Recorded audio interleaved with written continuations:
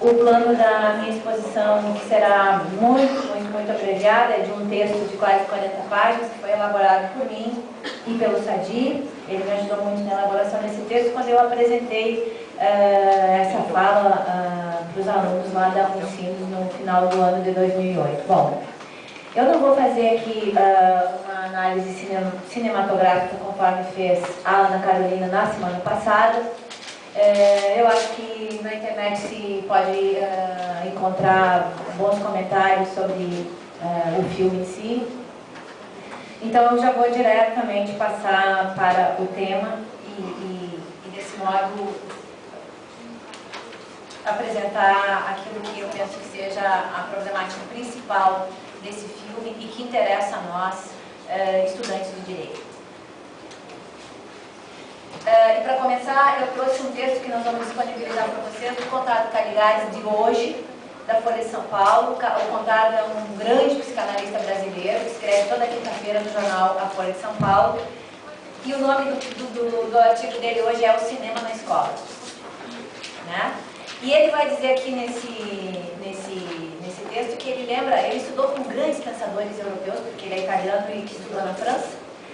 E ele diz que os professores, quando iam para a aula, no curso de graduação que ele fez, falavam muito em literatura, nos livros, e alguns falavam no cinema. E tinha um professor especialmente que ia para a aula não falar sobre os aspectos cinematográficos do filme ou do livro, mas que ia falar da obra a partir da própria vida dele e como a obra tocava a sua vida. Bom, aí a gente pode começar falando desse filme, antes de eu abordar o que está aí no plano exposto, justamente isso. Que um filme como esse, assistido hoje por vocês, tocou a vida de vocês, né? Quem já não teve uma pessoa doente na sua família, com câncer, ou um conhecido que seja hoje uma pessoa portadora que carrega o vírus do HIV? Quem é que não tem uma doença muito séria? Quem é que não precisa de medicamentos?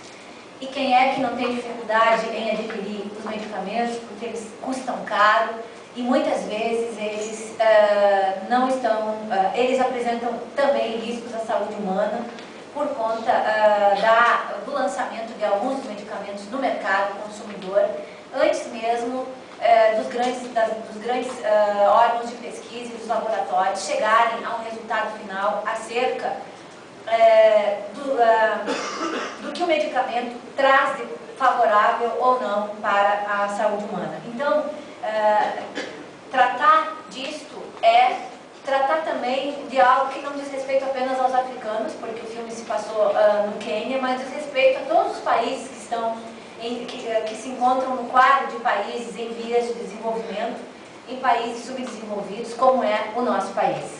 Então, talvez numa medida muito maior, porque a pobreza se concentra muito mais na África do que, por exemplo, em outros países em desenvolvimento, mas esse é um tema que diz respeito a nós. Quando a gente criou esse texto, a gente se inspirou, porque o nome dele é O Jardineiro Fiel, e a gente resolveu problematizar a partir da ideia da expansão da erva daninha e a poda da humanidade, que é a humanidade cobaia, que está aí no plano, como primeira parte desse plano.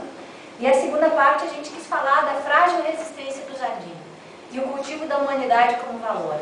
Então, quando a gente fala na rápida expansão da erva daninha, a gente pode lembrar do laboratório aí das abelhas, do filme, né?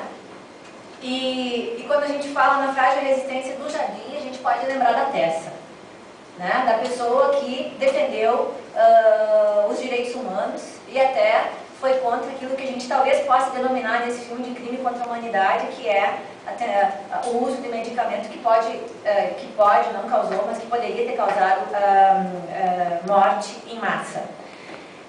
Então, o que a gente tem no filme é o seguinte: o que nos leva a pensar, nós, o direito, no marco normativo hoje sobre proteção à saúde humana, sobre pesquisas na área de medicamento e sobre a comercialização dos medicamentos. O que a gente tem no nosso país de marco normativo? Nós temos a nossa Constituição Federal, onde o direito à saúde é um direito fundamental de segunda e também de terceira geração, porque ele é um direito transindividual. Então, esse é o primeiro marco normativo, a nossa Constituição Federal. O segundo marco normativo que a gente precisa pensar é a Lei da Propriedade Industrial, que foi discutida no país há alguns anos atrás, uns 10, 12 anos atrás. Então, nós temos uma lei de propriedade industrial, e eu não vou falar nela porque eu não sou especialista, conheço muito rasamente essa lei. Isso no plano interno. E no plano internacional, nós temos marcos normativos internacionais, convenções internacionais, onde os Estados participam, firmaram as convenções, prevendo tanto de um lado a proteção à saúde humana e do outro lado a produção de medicamentos em larga escala e a pesquisa de medicamentos. E no terceiro momento, então, marco normativo interno e internacional, e no segundo momento, a gente pode pensar, não é um ponto que foi explorado no filme, mas a gente pode pensar o papel das jurisdições nacionais, a nossa, das jurisdições internacionais, como os tribunais de proteção de direitos humanos, e os Tribunal Internacional do Comércio, que é a Organização Mundial do Comércio, a OMC. Né? São 3 esferas de atuação da jurisdição que são chamadas, muitas vezes, a tratar dessas questões que envolvem saúde humana, medicamento e atuação das empresas transnacionais que fabricam medicamentos. E aí eu encerro aqui dando essa primeira ideia, para dizer que tem uma atenção, e que é a atenção que a gente tem sempre falado. De um lado, como proteger os direitos humanos, né? Como zelar pelo respeito em razão do avanço que esses marcos normativos internacionais representam, e como, por outro lado, também reconhecer que os interesses econômicos são importantes, que o desenvolvimento tecnológico para a humanidade é importante. Não fosse a descoberta, por exemplo, da penicilina, né? Quanta gente teria perecido, né? Sobretudo nas grandes guerras, sobretudo na Segunda Guerra, se não tivesse a penicilina. Então, esses são os pontos. Eu já, então, a partir daqui, começo a problematizar. Tem um texto muito bom num site que se chama Planeta Educação, que fala justamente desse filme. Tá? E nesse texto, ele pergunta, ele coloca alguns problemas, que é o que nós temos que pensar, vocês, estudantes de direito, sob o ponto de vista jurídico, é preciso problematizar. E aí ele pergunta, até que ponto os fins justificam os meios? Ou seja, até que ponto lucrar, só por lucrar, não é proibido? Né? Essa é a primeira problemática que ele coloca. Depois ele coloca uma segunda problemática que é vista no filme, a partir da atuação da Tessa. Depois eu vou falar aqui no meu texto. Ou seja, só as ONGs participando e se preocupando com essas questões humanitárias, sem dinheiro, sem uma inserção mais profunda no contexto internacional. Qual é o poder de fogo das organizações não governamentais? Tá? E aí, para nós, no que diz respeito a nós, ele colocou aqui nesse texto. E que nós, que estamos ensinando, e vocês que estão aprendendo, nós temos que mostrar a nossa indignação. E a nossa, de juristas, é a indignação com os desrespeitos aos direitos humanos e com os desrespeitos aos marcos normativos nacionais e internacionais.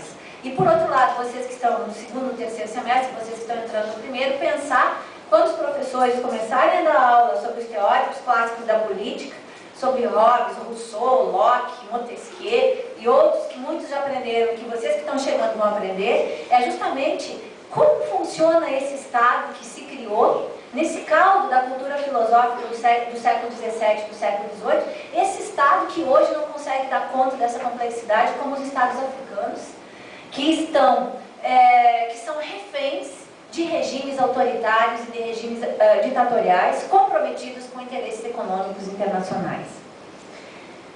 E aí eu quero começar falando aqui que os estudos teóricos sobre a propriedade intelectual são estudos teóricos bem recentes. Eles são do século XX e eles foram fomentados pelas crises geradas pelas 2 guerras mundiais do século XX. Tá? Bom,